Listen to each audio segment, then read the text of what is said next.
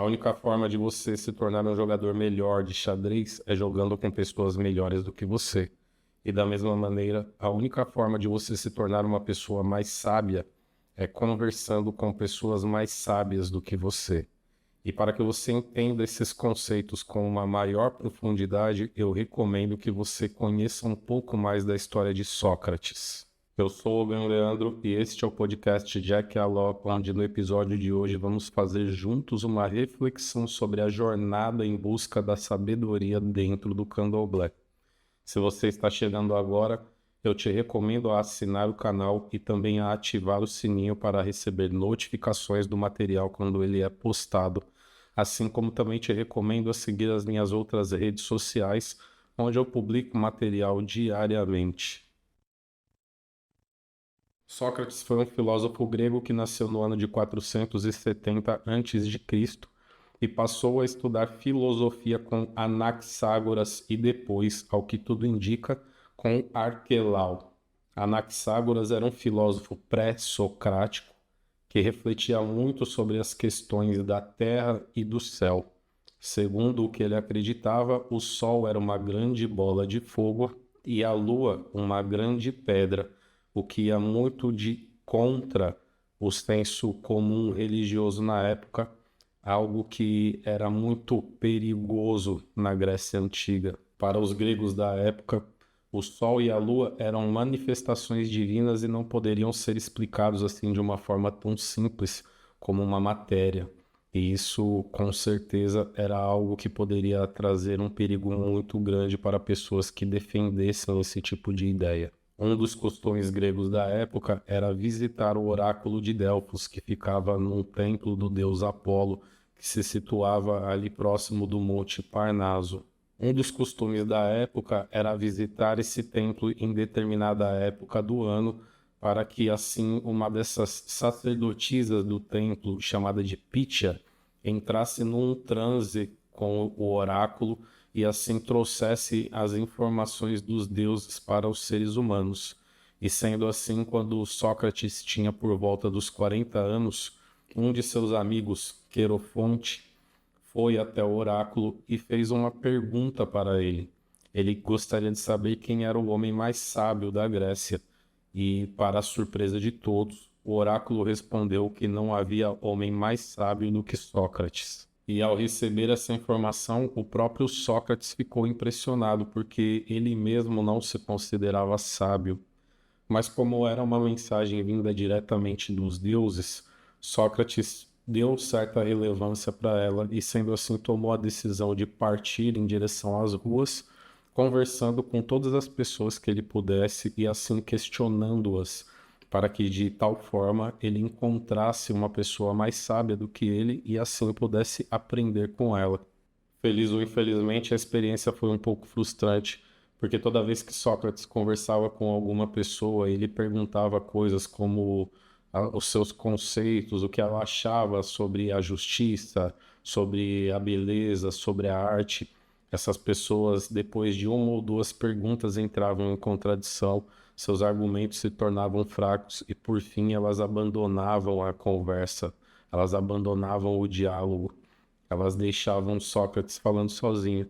Porém, com o tempo, essa atitude de Sócrates começou a incomodar muitas pessoas, principalmente pessoas de poder e influência. Alguns acreditavam que Sócrates era muito arrogante e, com as suas ações, estava diminuindo e menosprezando o conhecimento e a inteligência das outras pessoas. De tal forma, mais ou menos 30 anos depois, três cidadãos gregos resolveram denunciar Sócrates, dizendo que ele estava pervertendo a sociedade, principalmente os jovens, plantando ideias absurdas que iam contra a sua religião e a política grega.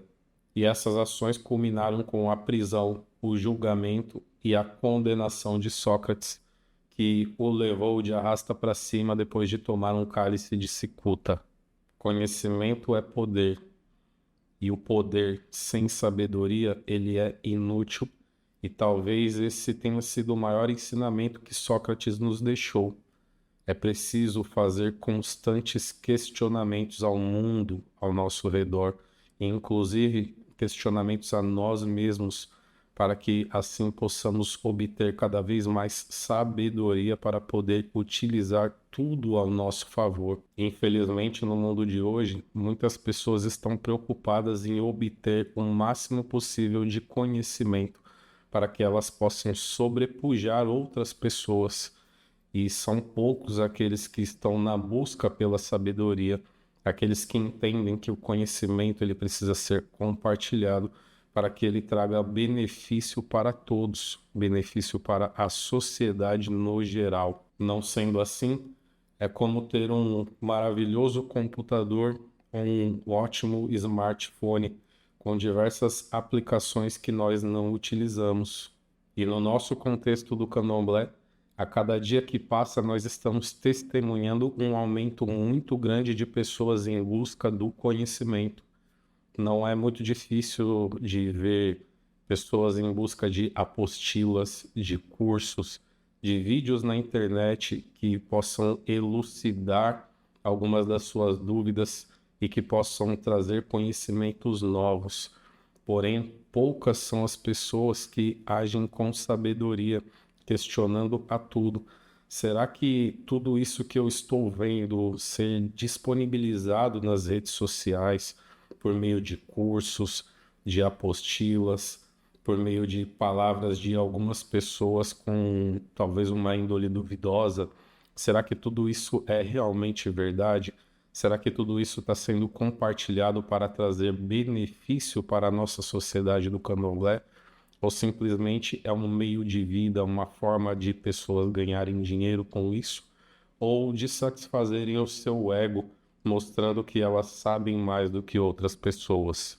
A jornada espiritual hoje é algo muito rentável e, infelizmente, isso tem feito com que algumas pessoas inteligentes se coloquem a fazer grandes pesquisas nas redes sociais, na internet no geral. Hoje, tendo acesso a diversos livros, livros escritos em inglês, no próprio idioma Yorubá, que hoje pode ser traduzido, mesmo que com uma certa precariedade, por vários tradutores na internet. E assim essas pessoas montam os seus materiais e acabam fazendo um marketing muito grande em cima de coisas maravilhosas e até misteriosas, atraindo pessoas incautas para que elas possam lhe oferecer dinheiro e prover tudo aquilo que essas pessoas oferecem para o público em geral. O comércio espiritual hoje é muito grande e abrange diversas religiões, não somente o candomblé. Há diversas religiões hoje que se definem como afro-brasileiras, assim como os cultos que estão sendo trazidos da África, que estão sendo inseridos nesse circuito espiritual de vendas, onde diversas pessoas estão pervertendo os seus princípios, os seus valores e oferecendo conhecimentos em troca de alguns trocados. Isso acontece em grande parte porque muitas das pessoas estão se maravilhando com diversos acontecimentos, principalmente que elas estão vendo nas redes sociais, nas redes de vídeos curtos, nas redes onde são mostradas coisas que há décadas atrás, não vou muito longe, coisa de 10 anos atrás, não se via tanto pelas redes, não se via tanto em vídeos na internet. E tudo isso faz com que as pessoas acreditem piamente em qualquer coisa que alguém que traga um conhecimento extraordinário possa lhes vender. Muitos do nosso povo estão deixando de lado o questionamento, estão parando de perguntar, de questionar, de tentar ir a fundo e entender se essas coisas são realmente verdadeiras. Não cabe a mim dizer quem é ou não é iniciado em determinado culto, quem tem ou não tem determinado título, quem é sábio, quem tem conhecimento, mas cabe a mim questionar sempre, assim como eu espero que você também o faça. O ilusionismo surgiu da trapaça, da vigarice, da enganação. Um bom ilusionista, ele age em cima da desatenção das pessoas para quem ele está fazendo um truque de mágicas. E da mesma forma, tá cheio de gente mal intencionada agindo em cima da desatenção das suas vítimas. Sim, das suas vítimas, porque essas pessoas agem num verdadeiro estelionato, trazendo coisas maravilhosas, místicas, mágicas, para que essas pessoas, as vítimas, sejam enredadas por toda essa enganação e assim não se importem de desembolsar altas quantias em dinheiro para poder satisfazer as suas vontades e muitas das vezes angariar um conhecimento que outras pessoas não têm. Por fim, elas acabam se arrependendo depois de algum tempo, quando elas percebem que foram enganadas. E para quem tem um pouco mais de percepção, não é difícil enxergar algumas das reações das pessoas que sofrem esse tipo de estelionato religioso. Algumas delas acabam engolindo a vergonha pelo golpe que tomaram, acabam enxergando que é melhor procurar um novo caminho, uma pessoa de referência para tentar dar continuidade na sua vida espiritual. Como da mesma forma, algumas outras pessoas preferem parar com tudo e seguir uma nova religião, ou mesmo deixarem de seguir qualquer religião. Assim como há um terceiro grupo de pessoas que começam a acreditar que precisam recuperar as suas perdas e desta forma, infelizmente, acabam vendendo os seus escrúpulos e dando golpes em outras pessoas. E é por isso que é tão importante exercitar o questionamento, porque quanto mais nós questionarmos, mais próximos nós estaremos da coerência, que vai nos dar segurança para fazer qualquer coisa a que estejamos dispostos a fazer. Eu não gosto de criticar a ação de outras pessoas, mas para que você me entenda, eu gosto muito de fazer reflexões e fazer questionamentos. Se você já teve contato com outros episódios do podcast, você já deve ter percebido o quanto eu gosto de fazer reflexões e questionamentos. Então, para ilustrar um pouco do que eu estou falando neste episódio, eu vou narrar um acontecimento entre um amigo e eu. Certa vez, uma pessoa que eu estimo muito chegou até mim para dizer que havia sido iniciado no culto de Xangô por um africano. E até aí tudo bem, cada um faz da sua vida o que acha que é certo. Eu não sou árbitro da vida de ninguém. O que eu pude fazer foi parabenizá-lo. Porém, eu comecei a receber certos apontamentos de que o nosso culto a Xangô dentro do Candomblé é um culto que está muito errado. Essa pessoa, agora se apresentando a mim como um olorixá do culto de Xangô, sendo iniciado por um africano, começou a falar certas coisas que não condiziam muito com o Candomblé. E até aí tudo bem, eu entendo que em África muitas coisas são diferentes do que nós fazemos aqui. Porém, já que eu estava sendo confrontado, me senti à vontade para fazer alguns questionamentos. O primeiro questionamento que eu fiz foi a respeito do tempo de iniciação dessa pessoa, que me relatou que a iniciação dela foi feita em 3 dias. Ora, a doutora Paula Gomes, que é uma assessora especial lá de Oió, do Reino de Oió, na Nigéria, vive publicando nas suas redes sociais, inclusive a própria rede social oficial do Reino de Oió, vive publicando as ações que são empreendidas durante a iniciação dos seus eleguns, que dura 21 dias, assim como no nosso candomblé. Se a pessoa se apresenta para mim como um olorixá do culto de Xangô, iniciado por um africano, e ao ser questionada, ela narra que a iniciação dela foi em 3 dias, isso não bate com o que nós estamos vendo ser publicado pelo próprio território de Xangô. Não tem coerência.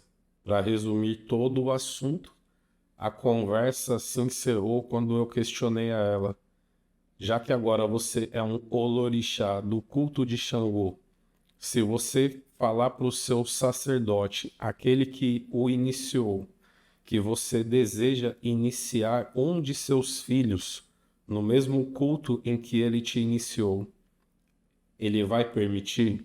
E esse foi um ponto muito delicado, onde a argumentação da pessoa começou a tomar um outro rumo e tudo aquilo que eu havia questionado anteriormente deixou de ser respondido para que a pessoa se focasse em tentar atacar a minha integridade e a integridade do nosso candomblé. E esse tipo de conflito, lamentavelmente, é o que costuma acontecer quando você começa a fazer determinados questionamentos com sabedoria. As pessoas, elas demonstram que o que elas querem não é um bem-estar, não é fazer parte de uma religião, de um determinado culto. Algumas dessas pessoas buscam isso como um plus, um algo a mais, algo que elas possam utilizar para sobrepujar você, o seu conhecimento, a sua vivência, a sua fé, as suas crenças. E dessa forma nós percebemos que muitas das pessoas hoje em dia estão mais preocupadas em obter conhecimento para que elas possam se colocar num patamar acima das outras pessoas. Poucos são aqueles que estão em busca da sabedoria para que possam utilizar esse conhecimento de uma forma prática para auxiliar a humanidade. Há uma frase na qual eu gosto muito de refletir. Ela diz que onde o conhecimento falar, a sabedoria irá questioná-lo, porém é a prudência quem irá silenciá-la. E talvez esse será o real sentido de uma frase que você já deve ter ouvido muito dos seus mais velhos. Aquela frase que diz que não se deve dar luz ao cego, porque o cego realmente não saberá nem o que fazer com a luz que lhe foi dada. E é por isso que eu espero que você esteja aproveitando bem as conversas que nós estamos tendo aqui no podcast nesta temporada, porque eu tenho recebido muitas mensagens de maneira privada de algumas pessoas me perguntando quando é que eu vou falar um pouco mais da nossa liturgia, das nossas tradições, de alguns elementos próprios do candomblé. Porém, para que nós possamos ter um aproveitamento maior, para que nós possamos aprender juntos com algumas lições trazidas pelos nossos mais velhos, pelos nossos antepassados e os nossos ancestrais a respeito da magia do candomblé, eu preciso que você reflita muito comigo nesses elementos que eu venho trazendo, porque senão vai ser mais um conhecimento perdido, sem sabedoria. E este foi o episódio de hoje do podcast Jack Aló, onde juntos fizemos uma grande reflexão a respeito dessa jornada em busca do conhecimento. E eu espero que você esteja aprendendo junto comigo sobre todos esses assuntos que eu venho trazendo nesta temporada, para que assim possamos nos aperfeiçoar dentro da nossa religião e dentro da nossa sociedade também. Se você está chegando agora, eu te recomendo que você se inscreva no canal e também ative o sininho para poder receber notificações do material quando ele é postado. Da mesma maneira, eu também te recomendo que você siga as minhas outras redes sociais, onde eu publico material diariamente. Foi um prazer enorme estar com você aqui hoje. Até a próxima e forte abraço. Jack Aló.